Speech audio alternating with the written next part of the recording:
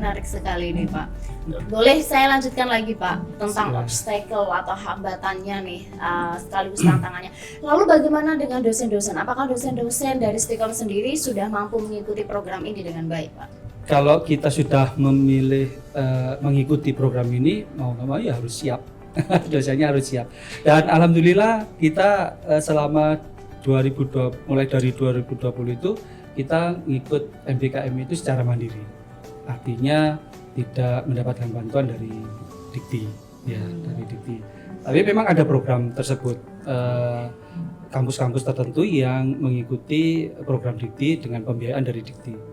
Ya, dan tahun ini sudah dibuka juga tentang MBKM yang mandiri gitu. Jadi dibebaskan. Kalau tidak salah di Banyuwangi ini yang swasta ya ini baru Stikom yang langsung mengikuti MBKM. Iya. Karena masih mungkin menuai banyak opini, pendapat pro dan kontra mungkin ya Pak ya. Karena tidak semua pasti setuju dengan program ini. Betul. Seperti kabar di nasional kan memang tidak semuanya bisa mengikuti. Ya betul. Lalu bagaimana Stikom bisa sangat cepat mengikuti proses pembelajaran ini dan berapa lama penyesuaian Stikom PGRI Banyuwangi menyesuaikan program Merdeka Belajar atau Kampus Merdeka ini Pak? Ya, karena perlu kurikulum MBKM maka kita harus menyiapkan kurikulum dulu. Jadi itu butuh waktu. Kalau nggak salah baru 2021 baru kita ikuti. Oke, dari 2020. Iya. Jadi kita harus menyiapkan kurikulumnya. Tapi termasuk gercep juga loh Pak, selama 1 tahun melihat perubahan ini langsung setahun kemudian mengikuti itu menurut saya shock terapi juga bagi dosen-dosen dan juga bagi teman-teman di Civitas Akademika. Iya. Terus mungkin shock terapi juga buat Pak Jun pada saat itu karena kan pasti seorang pemimpin ya, seorang ketua harus banyak pasti involve ya, terlibat full dalam program ini. Ya, sebagai kampus yang di bawah naungan Dikti ya karena ada kebijakan seperti itu ya kita harus mengikuti. Iya. Tapi tidak terpaksa kan Pak? Ini kita coba dengarkan untuk Pak Jun ya. Ketika memberikan motivasi kepada mahasiswanya untuk mengikuti MBKM, apakah beliau sendiri ini kira-kira gimana dalam mempersiapkan diri welcome dengan peraturan baru dari kementerian ini? Iya, jadi memang begitu dapat kebijakan baru itu, maka mau nggak mau kita harus mengikuti meskipun harus mandiri pelaksanaannya. Kita harus mengumpulkan tim dulu untuk membentuk kurikulumnya. Dan itu sebenarnya sebelumnya sudah ada kayak briefing gitu ya. Kan kita di bawah PGRI ya. Di PGRI itu sendiri sebelum kampus Merdeka ini dijalankan, itu sebenarnya sudah ada apa istilahnya ya, pembinaan dari PGRI pusat, dari PGRI pusat itu untuk mengkonversi ketika mahasiswa itu melakukan proyek misalnya seperti itu. Jadi udah dia kalau proyeknya udah selesai maka itu sudah dianggap sudah menyelesaikan mata kuliah gitu loh. Dan itu bisa dilakukan baik itu di dalam negeri ataupun di luar negeri.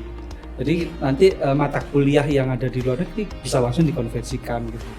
Bahkan kita juga sudah menggunakan LMS ya, apa namanya,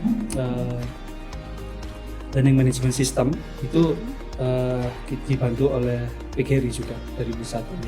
Jadi sampai hari ini Stikom PGRI Banyuwangi ini masih salah satunya kampus yang memiliki program atau kurikulum Merdeka Belajar ya Pak ya? Kalau yang mandiri ya, tapi ada beberapa kampus mungkin yang awalnya itu mengikuti yang dari Dikti ya. Dari Dikti itu udah banyak karena memang program itu. Ya meskipun dari Dikbud dari Dikti tetap harus menyusun kurikulum juga gitu, kurikulum MBKM-nya. Karena tadi ada konversi ketika dia anak-anak di luar itu dikonversi ke 12 SKS tadi. Jadi sejauh ini penyesuaiannya butuh waktu berapa lama Pak tadi? Ya kalau kita menyiapkan kurikulumnya sih sekitar hampir 1 tahun ya, hampir 2 semester baru kita bisa melaksanakan. Ya, sampai sekarang. Sekarang ini masih dalam tahap observasi ya Pak ya dari pihak kampus, apakah ini layak dijalankan atau tidak, apakah ini tepat atau tidak gitu. Kalau layaknya sih kita memang menginginkan seperti itu.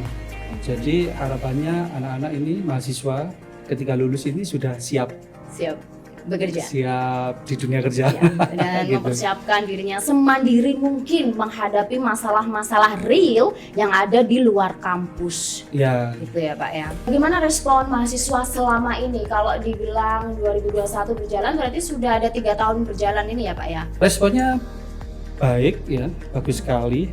Jadi hampir semua mahasiswa ingin ikut MBKM. MBKM. Tapi ada syaratnya Mhm. agar mahasiswa itu bisa MBKM. Jadi tidak semua, meskipun saya ingin ikut MBKM semua, tapi harus ada seleksi. Jadi tidak semua bisa masuk itu. Ada ketentuan-ketentuan yang harus diikuti sehingga mahasiswa itu bisa MBKM. Oke, boleh disepin Pak syaratnya apa ini buat mungkin sekolah menengah atas ya yang lagi mempersiapkan diri untuk memilih universitas atau sekolah tinggi mana yang akan nanti dituju.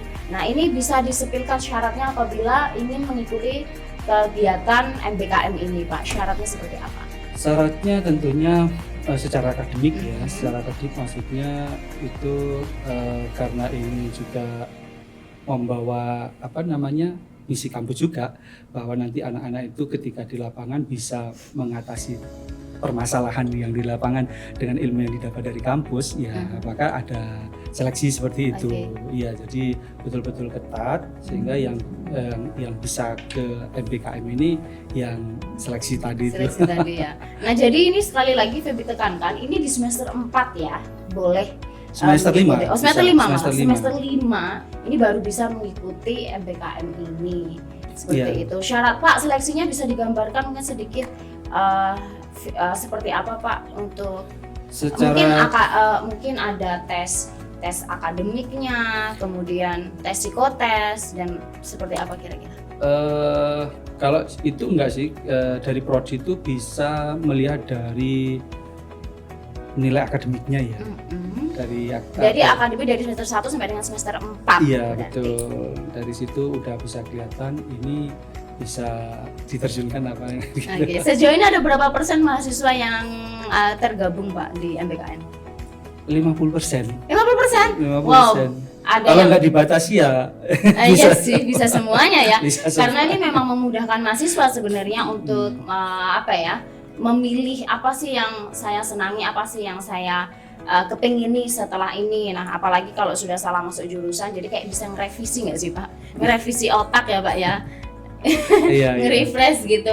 Kayaknya kemarin saya salah jurusan nih. Aku ikut MBKM aja deh di semester 5 biar saya bisa ngikuti jurusan. Sebenarnya aku tuh pengen jurusan itu tuh gitu, ya kan? Betul, iya. Jadi memang ada 3 semester ini. Ada 3 semester. Yang semester pertama itu bisa ambil prodi lain di dalam kampus. Saya kok kepingin bisa tentang hukum misalnya. Iya, Mas. Ambil mata kuliah yang ada di prodi hukum. Nah, mata kuliahnya dibatasi nggak sih Pak yang kita ambil? 1 semester 12 SKS. Berapa? 1 semester 20 SKS. Oke, jadi iya. cuma tidak boleh lebih dari 20 Tidak boleh. SKS ya. Iya. Jadi tetap ada batasan-batasannya ya, tidak Iya. free sesuka mahasiswa, jadi tetap harus mengikuti aturan kampus yang berlaku. Iya, betul. Pak Jun, kalau membahas tentang kampus Merdeka ini sebenarnya kan memang memiliki manfaat yang sangat besar ya Pak bagi mahasiswanya. Namun kenapa ada sebagian mahasiswa yang itu jarang mengambil? Jadi ketika Pak Jun tadi menjelaskan ada 50%, berarti kan ada 50%-nya lagi yang masih mengikuti pembelajaran reguler. Iya. Gitu. Ya itu tadi sebenarnya kalau dibebaskan semuanya mau ikut. Semua mau ikut. Oh, jadi itu 50% itu karena dari hasil seleksi tadi yang mereka Iya. tidak lolos gitu ya. Betul, Jadi iya. akhirnya ya udah deh reguler, padahal Iya. sebenarnya pengen ke MBKM. Iya, betul. Gitu. Iya. Oke, kira-kira ada tumpang tindih nggak Pak antara mahasiswa reguler dengan mahasiswa MBKM ini? Pernah nggak sih ada selisih atau tumpang tindih gitu selama Pak Jun mengawasi internal kampus? Nggak ada sih selama ini, nggak ada. Jadi berjalan beriringan ya Pak ya? Iya, betul. Wow, menarik sekali. Cuma efeknya ini kampus jadi sepi. Kenapa seperti itu? Ya 50% Oh, mahasiswa karena tadi 50%-nya di luar. Ya, salah satunya kemarin juga ya. Kita sempat Binet mengajak mahasiswanya untuk ikut kelasnya Binet ya, kurang lebih seperti iya. itu ya, Pak ya. Oke.